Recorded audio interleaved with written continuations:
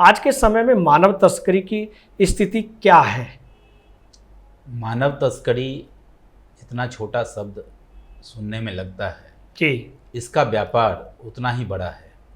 यह लगभग, यदि हम हिंदुस्तान की बात करें, भारत की बात करें, तो 1,20,000 करोड़ से ज़्यादा का ये व्यापार है। और ये इसके तार काफ़ी सारे देशों से जुड़े हुए हैं, देश ही नहीं विदेश से भी जुड़े हुए हैं। तो इसीलिए इसकी स्थिति बहुत ही भयावह है और इसमें नए नए चैलेंज रोज़ आते रहते हैं। मनोज जी, आपने बताया कि इतनी बड़ी संख्या में मानव तस्करी हो रही है, मानव अंगों की तस्करी हो रही है, मानव की हो रही है तो उनके अंगों की भी हो रही है। शायद अंगों के लिए ही मानव तस्करी की जाती है। तो ये इतने बड़े स्तर पर मनुष्य की मानव तस्करी हो रही है, इस पर हमारी सरकार और सरकारी एजेंसियां इसके समाधान के लिए क्या क्या कार्य कर रही हैं, क्या नहीं कर पा रही हैं? देखिए, ये बहुत ही अच्छा प्रश्न है और हमें लगता है शायद इस प्रश्न की ज़रूरत इस समय बहुत ज़्यादा है जी। क्योंकि सरकार बहुत ही साइलेंट वर्क में काम कर रही है और ये सरकार के लिए भी बहुत बड़ा चैलेंज है जो हम कैसे इससे निपटें, क्योंकि तस्कर का हमें पता नहीं, वो भी आइडेंटिफाई करना पड़ता है। वो तस्कर कहीं बाहर से नहीं आता है, वो इसी समाज का आदमी है, इसी बीच से पैदा होता है जो कुछ ही पैसों की लालच में शायद ऐसा घिनौना काम कर देता है। और बताएं आपको, तस्करी सिर्फ अंगों का ही नहीं होता है, मानव तस्करी बहुत सारी चीज़ों के लिए किया जा रहा है आज के दिन में। ये तस्करी की जो समस्या है कितनी गंभीर है इस भारत देश के लिए और समाज में ये किस तरह से फैलती है, इसको भी विस्तार से हमारे दर्शकों को बताएं। हमारी संस्था इस पे बहुत काम कर रही है, सरकार के साथ मिलकर काम कर रही है जी। इसमें बहुत सारे हमारे सरकारी एजेंसी हमारे पार्टनर होते हैं। यह समस्या बहुत ही गंभीर है जी। जिस तरीके से शरीर में रीढ़ का हड्डी काम करता है, वैसे ही आज के डेट में समाज में ये रीढ़ की हड्डी की तरह जो है विषाक्त होता जा रहा है, जो एक समय आने पे ये इतना बड़ा नासूर हो जाएगा जो हम लोग शायद इसी काम में दिन रात लगे रहेंगे। और हमारे समाज से, हमारे बीच से हमारी माताएं, हमारी बहनें, हमारे बच्चे, हमारे प्रिय गायब होते जाएंगे और हम समझते हैं जो वो गायब हो रहे हैं, वो गायब नहीं हो रहे हैं, उनका तस्करी किया जा रहा है। ये सरकार के लिए भी बहुत बड़ा चैलेंज है। सरकार की विभिन्न एजेंसियां इस पे काम कर रही है, समय समय पर बहुत सारे परिवर्तन इसमें सरकार द्वारा किया जा रहा है। हमें लगता है ये समस्या, आपने कहा हमारे देश की, ये हमारे देश की समस्या नहीं है, ये विभिन्न देशों की समस्याएं हैं जी। क्योंकि हमारे देश में कुछ अलग विदेशियों की मांग है जो वहाँ से तस्करी कर यहाँ आते हैं, यहाँ से तस्करी करके वहाँ ले जाया जाता है, तो ये देश विदेश तक फैला हुआ है इनका जाल। और इसीलिए इस पे पहुँचना, इस पे एक मुकाम पाना बहुत ही मुश्किल होता जा रहा है, दिन प्रतिदिन और बढ़ता जा रहा है ये समस्या। मनोज जी, आपकी संस्था और आपके संस्था के जो गुणी लोग हैं वो इस मानव तस्करी पर बड़े ही ज़मीनी स्तर पर गंभीर रूप से काम कर रहे हैं। तो हम ये जानना चाहेंगे अपने समाज के लोगों के लिए, अपने दर्शकों के लिए, कि मानव जो तस्करी है वो किस क्षेत्र में होती है, किस समाज के हिस्से में होती है, ताकि वो साथी जागरूक रह सकें और इन तरह की समस्या से, मानव तस्करी से बच सकें और अपनों को बचा सकें। देखिए, इस आपके ओम प्रकाश जी, आपके प्रश्न में बहुत सारे प्रश्न आ गए जो शायद इसका जवाब देना पूरे दिन में भी संभव नहीं है जी। लेकिन हम आपको संक्षिप्त में बताएं जी। मानव तस्करी, बाल तस्करी, महिला तस्करी, इसका संबंध हमारे समाज के बीच से है। हम जो बाल विवाह कराते हैं, बहुत सारे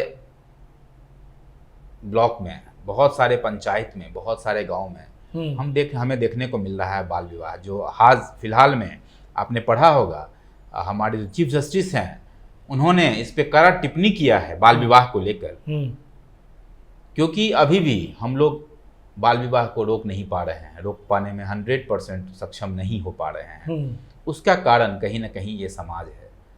हमारे समाज के बीच में जो लोग आ रहे हैं कहीं से, उनका कोई खास परिचय नहीं होता है, वो परिचय के लायक भी नहीं होते हैं, लेकिन वो विवाह कर लड़कियों को ले जाते हैं यहाँ से।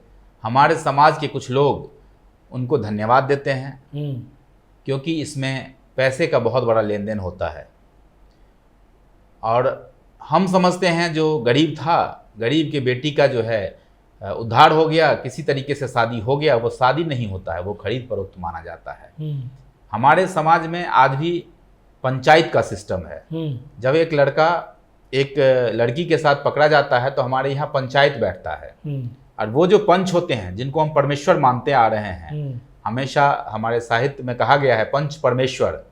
तो परमेश्वर के जो रूप हैं वो क्या करते हैं, एक दंडात्मक पैसे का लेन देन करते हैं जो दंड के रूप, और फिर लड़की को उससे थमा देते हैं। क्या वो कभी पंच ये समझना चाह रहे हैं कि वो लड़की 1 साल के बाद कहाँ है, उस लड़की का क्या हुआ? इस पे हम फोकस नहीं करते हैं, और यहाँ से तस्करी का काम शुरू होता है। ये एक समाज में स्लीपर सेल की तरह काम करता है जिसका कोई पहचान नहीं है। हम समझ नहीं पाते हैं जो ये भी तस्कर हो सकता है, और बड़े आसानी से महिलाओं को, बच्चों को, पहले किसी ज़माने में लड़की बच्चे ही ज़्यादातर तस्कर हुआ करते थे, आजकल पुरुष बच्चे को भी काफ़ी संख्या में तस्करी में देखा जा रहा है। यह एक समाज में नासुर की तरह हो गया है, जो मैंने पहले भी बताया है। जी जी जी।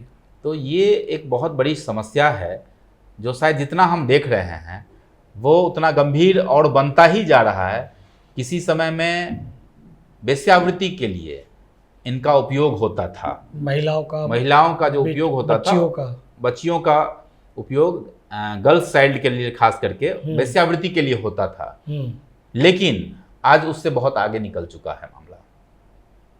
आज जो हम बड़े बड़े उद्योग घराने के लोग, बड़े बड़े पैसे वाले लोग, आप सुनते होंगे उन्होंने चेहरे का ट्रांसप्लांट कराया, सर्जरी कराया, हमारे यहाँ उसके लिए भी तस्करी का उपयोग होने लगा है। जो सुंदर लड़की है उसके चेहरे के ट्रांसपेरेंट के लिए भी हमारे यहाँ तस्करी किया जा रहा है, जो बड़े लेवल पे है। जी जी जी।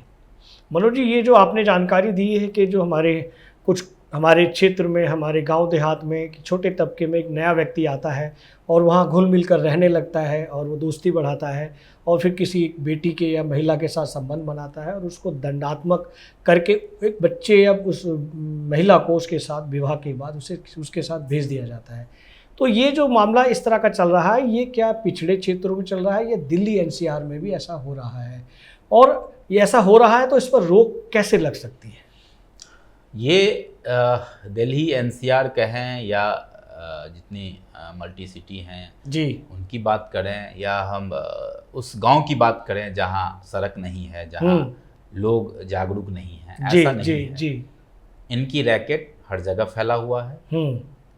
ये उस गांव में पहले रेकी करते हैं, रेकी करने के बाद देखते हैं जो कौन से लोग आर्थिक रूप से विपन्नता में हैं, उनको ये टारगेट करते हैं, और फिर टारगेट करने के बाद उनके साथ ये काम होता है, जिसमें यहाँ तक तो गरीबी है, उसके आगे यदि आप देखेंगे तो बड़े बड़े लोग इसमें शामिल होते हैं। हमारे देश में, या आप अभी हाल फिलहाल में हम शायद कहना चाहेंगे, जो हमारे दिल्ली में एक बड़े हॉस्पिटल का नाम आया था जो ऑर्गन सप्लाई में थे जी, और उनके रैकेट कई देशों से जुड़े हुए हैं जिसकी जांच अभी चल रही है।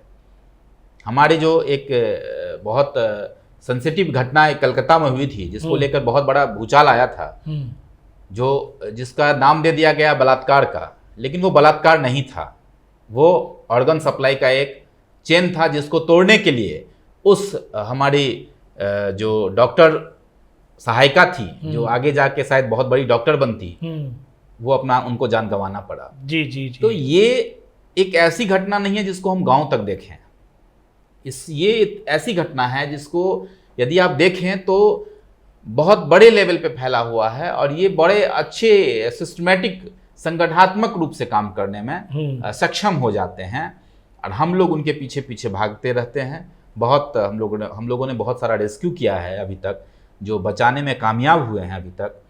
उसमें हम बाद में पता चलता है जो ये कहाँ से क्या होने वाला था, और शायद हमें यदि लगता है जो मैंने यदि बचा लिया उन्हें, तो हमें लगता है जो हमारा जीवन सफल हो गया, हमने एक आदमी को जिंदगी में बचा लिया, एक व्यक्ति को जीवन दे दिया। जी जी। तो ये इतना बड़ा मामला है जो शायद सरकार बहुत गंभीर है इसको लेकर। और आपको बता दें 2013 में भी इसमें संशोधन हुआ, बांग्लादेश के साथ मेरा कई समझौता हुआ हमारे देश का, और अलग अलग एक्टिविटी को लेकर अलग अलग एक्ट 370 के तहत भी इसको जो है लिया गया। 23(1) के तहत इसका हमारा शुभारंभ हुआ। लेकिन हमारे यहाँ एक बाल संरक्षण इकाई नाम की एक संस्था है जो सरकारी संगठन है।